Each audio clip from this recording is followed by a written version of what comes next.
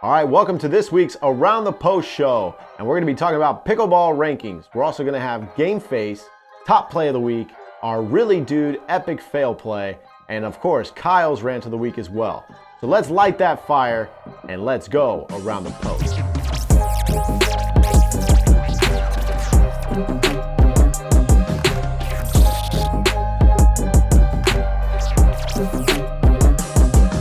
All right, welcome to the Around the Post show. I'm Jonny Pickleball. Join with me is Kyle Yates and Eddie from Eddie and Webby. Hey everybody, if you're enjoying the show, go and subscribe to our YouTube channel, Around the Post Show, and follow us on Instagram and Facebook. All right, guys, so our first segment of the day is gonna be Game Face. And here we have Wyatt Stone. And Wyatt Stone coming off his podium picture from, it looks like, last year's Texas Open Championship, where he made it to Championship Sunday School. He hasn't aged a bit. That's right, still rocking the bow tie. I hope you bring that bow tie back, sir. You know, he looks all cute and innocent, but don't judge a book by his cover. He can be pretty mean on the court. That's right, and he'll make sure, if he's mean on the court, you'll make sure you'll hear from his mother, who's outside the court, telling him to behave. Awesome, perfect. So that's gonna be Wyatt Stone. Thank you so much for your submission of Game Face. And guys, we're gonna be right back after this. Coming to a city near you, the Jonny Pickleball Show. Make sure you follow at Jonny Pickleball Andrews on Facebook. And make sure to follow at Jonny_Pickleball on Instagram. See you soon. Never miss out on new Around the Post content by subscribing to our YouTube channel. More Around the Post action starting now. All right, guys, welcome back. And we're going to be getting into our topic of discussion, which is going to be pickleball rankings. And with that, there's obviously a ton of them out there. Everyone and their mother has come out with a pickleball ranking. The ones that we were going to be talking about today and kind of narrowing down a little bit is the PPA, APP, the GPR, which is the global pickleball ranking system that we just came off of the global championship. So that one's probably going to be first that we talk about. And then there's a new one from Pickleball Tournaments, which is the World Pickleball Rankings. And I'm just going to say their name because they haven't done anything yet. So we're going to let their algorithm play out because everyone has an algorithm and hope that it sticks. So maybe they'll watch the show. I hope you watch the show and kind of listen to it a little bit. So the first one on the list we're going to be talking about, Kyle, is GPR, the Global Pickleball Ranking System, coming off of the World Pickleball Championships, which a handful, if not more, players did not play. But let's do it. What do you got? Well, I think the sport needs an accurate ranking system. The USA Pickleball had a ranking system back in the day, but it was never really developed. But now you see several different tours and several different websites with their own ranking systems. And some of them, they kind of look different from each other.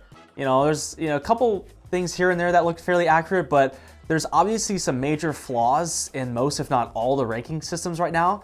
So I think the most important question to ask is, why can't we make them accurate? Why are there so many flaws right now, and why do they all look different? And I think that's a big question we need to ask, because if you're gonna have a ranking system where players are getting sponsors and getting paid off of their placement, wouldn't you want it to be as accurate as possible?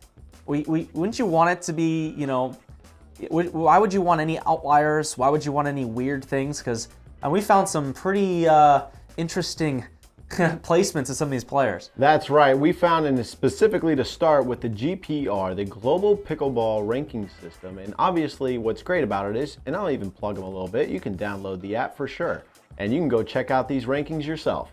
And so you'll see in there, especially even in women's singles, women's doubles, a nice 4-0, 4-5, 3-5, 3-0 women that are placed very high above professional players, which makes no sense.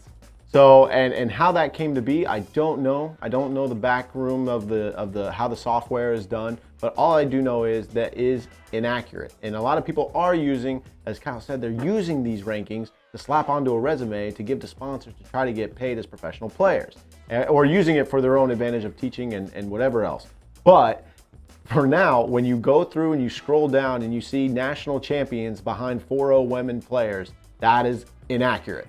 And that shouldn't be, I don't know how that came to be. Yeah, and I think it's important for us to figure out why these inaccuracies occur and find a way to fix them pronto. I mean, you don't really want to be just throwing out false information on the internet when it could be easily addressed and fixed. Right, and it could be that even since coming off of the global championship, that maybe that is weighted so high and so heavily that those that play get a big boost compared to all the other tournaments. Who knows how their algorithm is broken down? And that's what's interesting. You can probably go find it, and I'm sure you can really start to tally it, but it's very difficult to understand how you come to a direct place. So with the GPR, I would just kind of look at that and take a little bit of time, look and see where you're at, look and see where other people are at, and see how is that to be. How does that make sense? I think sometimes with the rankings, they take quantity over quality. So some of the players who haven't been able to play as many tournaments don't get nearly as many points, where other players who might play every tournament somehow are ranked higher just from sheer numbers. But with the rating system, which is separate from the rankings, it takes quality of wins. So let's say I go and play and I beat the number one player in the world, but since I only played one tournament, I'm probably ranked pretty low, even though if I beat the best player in the world, I should be rated pretty high. But that's not how some of these ranking systems work. That's right, and make sure you understand that ranking and rating are two different things. So a ranking is obviously where you fall after the numbers of how many points you're getting. And the rating is on that, rating scale that we have up to 5.0, 6.0 actually, correct? Right, so the next part after we get over through GPR, so that's Global Pickleball Ranking. That's their ranking system. Again, check it out, see where you're at, see the inaccuracies, and I would like to know how they came to get those numbers as well. The next one we're going to talk about the PPA. The PPA has gone off of a rolling system here.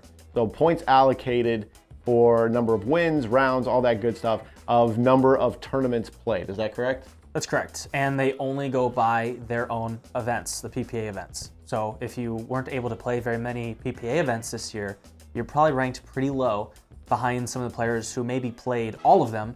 Even if they didn't do very well in all of them, they probably got more wins than you did if you didn't play more than one or two tournaments. That's right, and that's a rolling system. So each time you play that tournament, or it comes through the year, let's say the next one is in Arizona. So the first one in Arizona, however many points you got for that one, it will be replaced by this one. So each one keeps going and going and going. So I think after time, in more time, you'll be able to see kind of maybe more accurate, but we'll see. There may be some inaccuracies that you see as well. What do you think, Kyle? Well, it obviously is important to reward players who are willing to travel and play and pay and play all these events. But at the same time, you really want to throw out accurate information. So if you know for a fact that your rankings are a little off, then maybe you need to look into how you make those rankings. For example, the current defending national champions weren't able to travel or play a lot of tournaments because of COVID, and so now their rankings plummeted. So I'm excited to see more people, or at least more events happening where we can get a more accurate ranking system over the course of the year where people are able to play more tournaments. That's right, and so that's going to kind of do it for the PPA. And so now on the opposite end is the APP, and they're kind of following the same suit. They have their set number of tournaments. You play those, you get points, and that's, what do you think? And again, not all players are able to play every tournament. So there are going to be a bunch of players who aren't going to be playing in these APP events. And so according to the APP rankings, they might not even be on there at all because they haven't played any. But then you have the players who do play all those events who are going to be ranked very high, and they are now able to go around to sponsors and claim that they're higher ranked in the world than they probably should be. That's right. And so you have the APP, the PPA, those that are trying to kind of roll their tournaments and their tours into a ranking system of their own. And then you have kind of GPR doing their own thing based off of their one championship at the end of the year. And trying to base it off of all the other tournaments in general and picking and choosing which one's which. Okay, so that leaves us to the World Pickleball Rankings, which hasn't done anything yet. They're associated with pickleball tournaments. We'll wait and see before we judge. Other than that, we also have another one, and I hope there are a bunch more out there, which I know there are, and I think as time goes, that you'll start to see some of these start to rise to the top a little bit with players kind of endorsing it. Your thoughts? Well, I think these rankings are a good thing. It's a step in the right direction because we do want rankings, but we want them to be accurate, okay? We don't want rankings that are flawed and people taking advantage of false information. Yeah, so before you start slapping one of these numbers with your name on it, kind of do your homework, look into it a little bit, just so that you're giving hopefully accurate information with what they're giving you. But again, with some new stuff that's coming out, maybe we'll see something better for the future. Eddie, what do you got, man? Well, I did get 2 4-0 bronze medals this year, so what does that put me, like number 16th in the world? I guess you'll have to check on that GPR. That's right. But it might be higher. You never know. That's the fun. We don't know. You'll have to check it out. All right, guys. Jonny Pickleball, Kyle Yates, Eddie from Eddie and Webby. We'll be back after this. Does life sometimes cause you extreme heartache or stress? Do you suffer from seasonal allergies or the common cold? Then maybe you should consider Eddie and Webby. Eddie and Webby most likely won't be able to help with any of these symptoms, but Eddie and Webby do provide high-quality pickleball content on YouTube. Rare yet sometimes frequent side effects of tuning into Eddie and Webby may include uncontrollable laughter, severe entertainment, loss of appetite, or a total waste of time. Eddie and Webby may not be right for everybody, but if you like pickleball, Eddie and Webby might be exactly what you're looking for. Do you want your top pickleball play featured on our show? How about your game face, or epic fail? Email it to info@aroundthepostshow.com. All right, guys, welcome back. And here we go right into our next segment, which is going to be our Really Dude Epic Fail Play. And this one's going to have father-son duo, Barry Waddell and Noah Waddell. They're in the orange shirts. Oh boy. And here goes the rally. Oh, Strike one. Around the post. And oh! Paddle goes down. Barry goes down. Paddle went in it's about okay. the third row.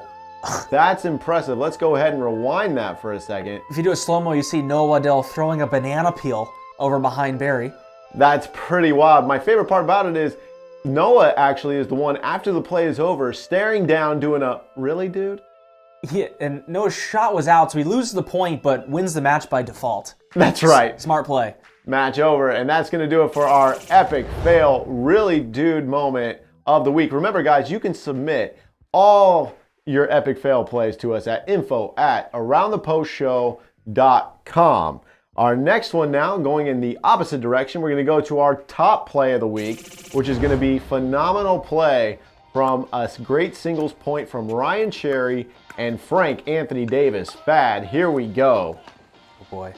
I mean, it almost doesn't look human, Frank running around the court like that. Both these guys are known for their speed, footwork. Great resets. I'm getting tired just watching. Just drop. Gets it. Angle. Going. No way. Still No gonna get way. it. He got it. What? Yep. Don't tell me Frank wins this point. Oh! And there's Sherry holding the number one up and walking back to the fence, talking to the 3 people that are behind it. That's right. That's our top play of the week. And that's fantastic stuff, guys. Make sure, again, to submit your top plays, submit your epic fails, and submit your game face to info@aroundthepostshow.com. We're going to be heading into our last segment, which is going to be, of course, Kyle's Rant of the Week. You can't believe everything that you read. Because we're living in the misinformation age, where everybody has access to the internet and there's very limited accountability. We see the downside to this every day. People posting and commenting online with their opinions, regardless how well educated they may be on the subjects. Because everybody thinks they're an expert. It's absurd how people sometimes get away with straight lying. You see with internet trolls, false or exaggerated advertising, people incorrectly answering rules questions. People are just willingly enabling misleading information. The sport is still new and disorganized enough where it's fairly easy to get away with these things and get caught up making false judgments based off biased information. So take anything you see on the internet with a grain of salt and an open mind. Think rationally, ask questions, use multiple trusted sources. Enough is enough with the fake news. Hold yourselves accountable. Here on the Around the Post Show, we do our best to bring you factual information along with our opinions. And you're welcome to disagree with us. And if you do, let us know in the comments. I guarantee we're not always right, and we won't always be polite, but we're obligated to be honest. And these days, we could use a lot more of that. I'm Kyle Yates, just keeping it real this week. All right, guys, that's going to do it for our show this week. Jonny Pickleball, Kyle Yates, and of course, Eddie, what do you got? Well, I definitely want to, make sure. Awesome, Eddie. Thank you so much. And remember, guys, subscribe, like, love, share, all the above to our YouTube channel, our Facebook page, and check it out on all your favorite podcast platforms. I'm Jonny Pickleball, the Around the Post Show. Make sure to check us out next time, and we'll see you soon.